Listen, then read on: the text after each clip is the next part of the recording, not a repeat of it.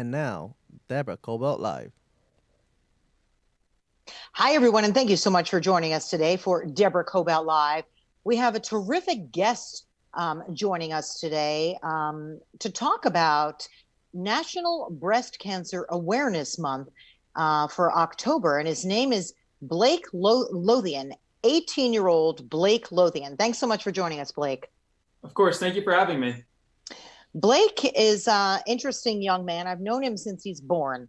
He is a student. He's also a driver for NASCAR and a member of their training and diversity program. He's one of the top drivers for his age in the country, which is really quite outstanding.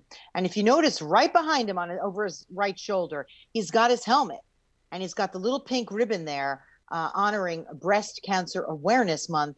And why don't you tell me, Blake, why do you drive for breast cancer, and who are you raising the money for? Well, I'm raising it for the National Cancer Association. I'm raising for my aunt, Ruth Smith, who sadly passed away in her 30s. I never had a chance to meet her, so I'm racing for her.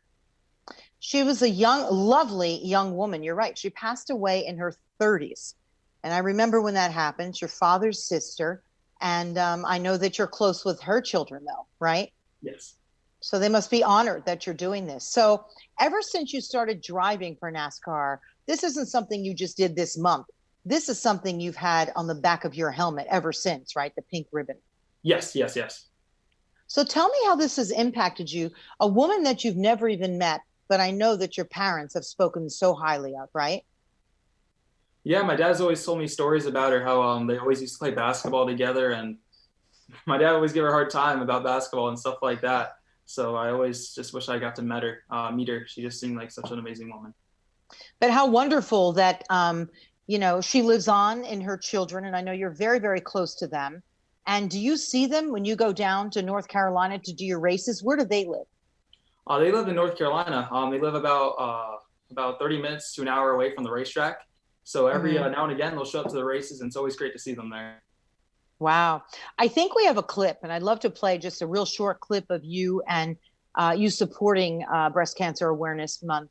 If we have that queued up, let's go to it.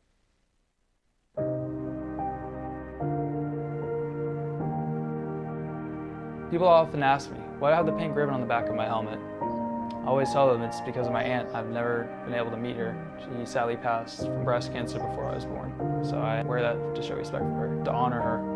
That's why I'm teaming up with the National Breast Cancer Organization to help raise awareness and money to help fight this horrible disease.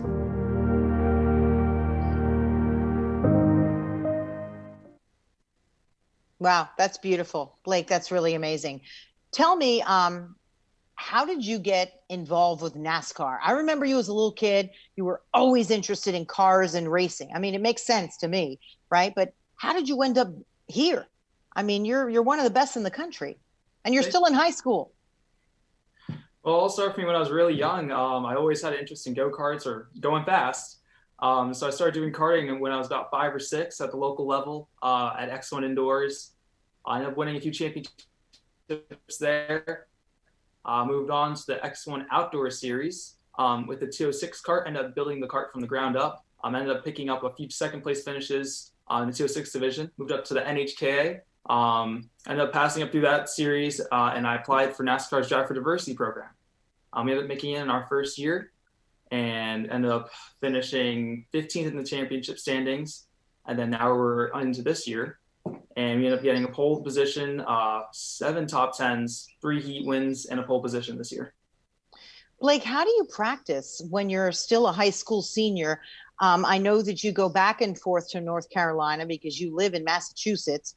You go back and forth with your mom and dad. You have a younger sister who's also a runner. I mean, that's a lot. How do you manage to do it and train? Well, on the training piece, I have a simulator in the room next to me. And I usually am on that most of the day when I'm not on either virtual school or working on a homework. But my parents, they give up almost everything for me to go to the track to end up racing. My sister, she gives up a lot as well. The entire family, huge sacrifice from them to let me do what I love. Okay, but Blake, that's what we hear about, right? You talk about people who are in the Olympics. You talk about people who have made it. The whole family just goes down and does it. And it's just something that I think families love to do to support a kid like you. who's really so impassioned with what he does. You had a kind of a scary moment, right? This year, am I correct, in one of your races? Last Did you year. ever? Last year. You want to tell me about that? Because when I heard about it, I just, but you came out fine. Yeah, luckily, we were racing at Anderson, South Carolina, last year. We were coming to the white flag, so that means the last lap of the race. Yeah. Coming to turn number one, my spotter was telling me there's a car coming behind me. I was in about 10th position. There was a car coming behind me.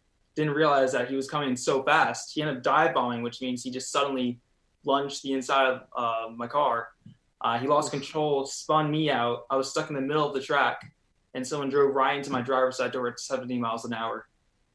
His car burst into flames. I was pinned against a wall for about a minute and a half. It feels like an hour I was stuck in there, but it's probably about a minute and a half I was stuck in the car with the door pinned on me. I couldn't move, couldn't get out of the car.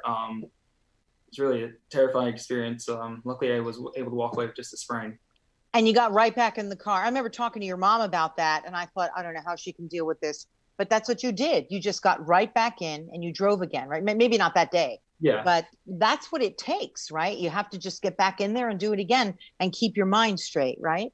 Exactly. You can't let the fear get inside your head. No. Tell me what you feel like being part of their diversity program, because NASCAR wasn't always like that. And Yeah. I applaud them for recognizing, some change that needed to happen.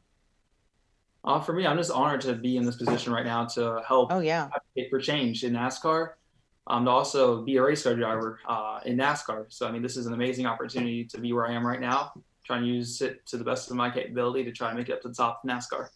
Yeah, well, you've earned your way there. That's certainly for sure. Is there anyone that you look up to and that you emulate, that has inspired you? I'd say either Michael McDowell or Jimmy Johnson. I think Jimmy Johnson because when I was growing up, he was the champion. He's a 7-time NASCAR champion right now and is retiring at the end of this year. I always looked up to him because I always saw that 48 car victory lane. I was like, oh man, I want to be just like that guy, winning all the races, doing burnouts in victory lane and all that stuff. Then Michael McDowell, I look up to him because he's such a humble guy. He's in the Cup Series right now, driving the number 34 car. I look up to him because he's such a humble guy. And when I went to my first NASCAR race, he took so much time to talk to me, to get to know me, and really helped me believe I could make it in NASCAR. Yeah, that will leave quite an impression on you. And I love that you said he's a humble guy. Your parents are accomplished people, but they're very humble people. Your mom is one of my truly closest friends. She's a teacher and a former TV news producer and a reporter at one time. And your dad was a correspondent for CNN for the White House under President Obama. And we all started out in the business together. And boy, the stories that we tell when we're together are hilarious. And I think even back then when we all started having children, what was most important was giving to our children. I know that your parents, it's an honor for them to be able to do this for you and your sister. And then look how well you're doing. And so I think that's fantastic, Blake. I really do. I'm proud of you. I'm proud of all the hard work. But in terms of breast cancer, tell me a little bit about, you have a goal with what you're trying to raise, and in terms of awareness, what's your goal in terms of promoting this? I have a link in my Instagram bio. I'm trying to raise, I think, about $500 for National Breast Cancer Awareness Fund. All the money goes directly to them. None of it goes to me or my website or anything like that. It goes just goes straight over to them. Okay. Yes. And it's in honor of Ruth Smith, right? Of your aunt. Yeah, it's all for her. But I'm also trying to raise awareness for women, and especially Black women, because first of all, they're way more susceptible to cancer. And about one. Yes. Go ahead. No, you go, please. You're going to give me some good statistics. Go ahead. Oh yeah. 1 in 8 women get cancer. White women get cancer, and 1 in 9 Black women get cancer. But Black women are way more. Their strain is a lot more deadly, so it's way more important for them. It's important in general, but it's really important for them to get tested early and to get mammograms. Yeah, and is it because they don't go as often to the doctor? They don't have the availability, or some people just don't know to go as often as they should. Do you know if that's the case with African American women? I don't 100% know that, but I'm guessing it's a little bit of all of those. Yeah, good answer. But also I'm thinking, also because of the current times, it's like it hasn't gone away. Cancer has not gone away. So it's always make sure to keep that in your mind and to get a mammogram. So you are raising money for awareness. Are you also raising money for research, or just is it the big umbrella for breast cancer awareness? It's a big umbrella for it. Yeah, it's a big umbrella for it. Wonderful. I applaud you for doing this, Blake. You've really grown into be quite an outstanding young man. So where do you see yourself in 5 years? Gosh, when people would ask me that question, I'd be like, I don't know. So I'm going to ask you, where do you see yourself? For me, I see myself in the top series of NASCAR, the NASCAR Cup Series. Personally, I see myself making it there within 5 years, hopefully winning races and getting championships up there. And raising money in honor of your aunt, right? And all the other people out there who need it. So please get your mammograms, everyone. Blake Lothian wants you to, okay? And I appreciate you taking the time, because I know you're also in the middle of school. You're in the middle of racing. You're in the middle of everything. So I appreciate it. Any words that you'd like to say before I let you go? I just want to say thank you for your time. And then also, everyone, just once again, please get your mammograms. Can't stress how important that is to get tested. And then if you have it, to get stopped early and get diagnosed early. Yeah. And don't be afraid. And by the way, with COVID people, it's safe now to go, because I put mine off. I have to tell you, because of COVID, I was too afraid to go in. But they now have measures in place. So go. And that includes me. I've got to make my appointment again. So thank you, Blake. I'll take that as a message to me as well. To everybody, make your appointments, get your mammograms, and encourage your friends and family to do the same thing. Blake, I really appreciate you being here. Blake Lothian, student and driver at NASCAR. Just incredible what you've accomplished. I really appreciate you being here. Will you say hi to mom and dad and your sister? Definitely will do. Yeah, will you? And I appreciate you being here very, very much. So everybody, please, you can see our story on Facebook and on YouTube. We're going to post some promos on our Instagram page. And for those of you who listen to your podcast, please, you'll find us on iHeartRadio. You'll find us on Apple Podcasts, Spreaker. I'm pretty sure now we're on Amazon. So just type in our name, Deborah Kobylt Live. You'll find us. And Blake Lothian. Look him up. Follow his career. And please donate on his Instagram page. And that's Blake Lothian. Easy to find. And I'm also going to post about it as well. So thanks very much for joining us, Blake. Hi to the family. And we'll see you all next time. Bye-bye.